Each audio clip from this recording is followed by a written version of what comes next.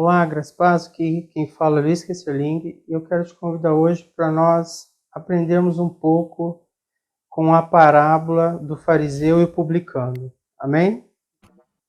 Jesus está retornando a Jerusalém e cura 10 leprosos no caminho, dá o ensino sobre a vinda do reino de Deus, e então Jesus está vendo que algumas pessoas que confiavam em sua própria justiça desprezavam outros, então conta esta parábola. 2 homens subiram ao templo para orar. Um era fariseu e o outro publicano. O fariseu em pé orava no íntimo: Deus, eu te agradeço porque não sou como os outros homens, ladrões, corruptos, adúlteros, nem mesmo como este publicano. Jejuo 2 vezes por semana e dou o dízimo de tudo quanto ganho. Mas o publicano ficou à distância. Ele nem ousava olhar para o céu, mas, batendo no peito, dizia: Deus tem misericórdia de mim, que sou pecador. E Jesus lhes diz que este homem, o publicano, e não o outro, o fariseu, foi para casa justificado diante de Deus, pois quem se exalta será humilhado, e quem se humilha será exaltado. Para entender essa parábola de Jesus, precisamos saber o significado das palavras aqui usadas, não é? Temos o fariseu e o publicano, que são duas classes de judeu, e temos aqui justificado.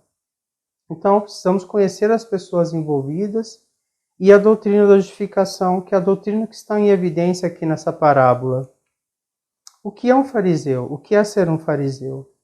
O fariseu, os separados, a verdadeira comunidade de Israel, assim se intitulavam. São homens piedosos, logo você vê na parábola o fariseu falando que jejua 2 vezes por semana, dá o dízimo de tudo quanto ganha, não rouba, não adultera e não é corrupto, e acrescenta uma comparação com a pessoa do publicano, não é? Com as práticas do publicano. Temos aqui 2 tipos de judeu nessa parábola. Os fariseus obtiveram representação no Sinédrio, que é o Supremo Tribunal, e também representação na Assembleia Legislativa dos judeus em Jerusalém. Tinha uma influência maior no religioso e menor no âmbito político.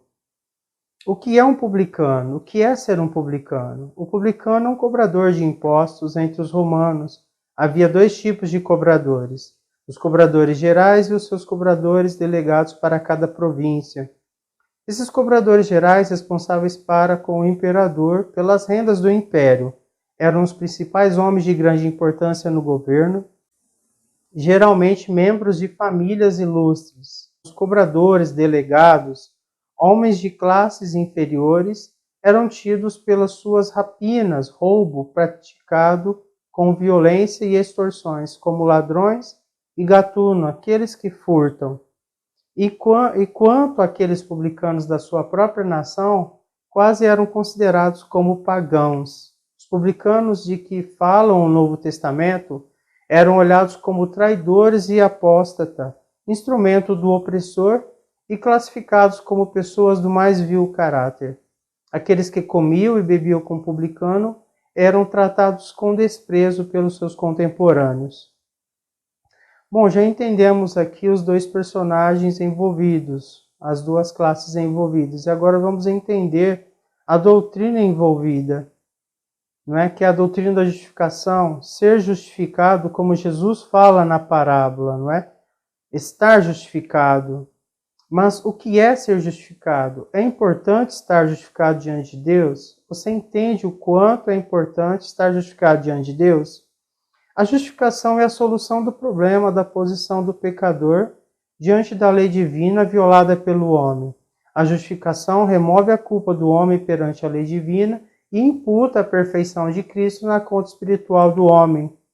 Porque o pecado de Adão é uma herança espiritual que nos influencia a ter prazer no pecado, adquirindo assim uma condenação digna de morte, condenação da segunda morte. A justificação nos declara justos diante de Deus, isentos de culpa do pecado.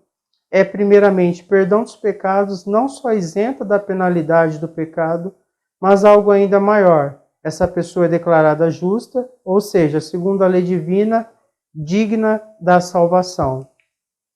Concluímos que a justificação é tanto subtração como adição. Subtração da sentença de morte, mantida na sua conta do livro da vida, e a adição da justiça de Cristo em lugar da dívida do pecado. Bom, entendido esses conhecimentos, voltemos para a parábola. Esse texto bíblico começa dizendo que Jesus está vendo pessoas que confiam em sua própria justiça e, por conta de confiar em sua própria justiça, estão desprezando outras pessoas. Já acabamos de ver que a justiça que precisamos é a justiça de Deus. Em Cristo Jesus somos justos, somos justificados pela obra de Cristo na cruz.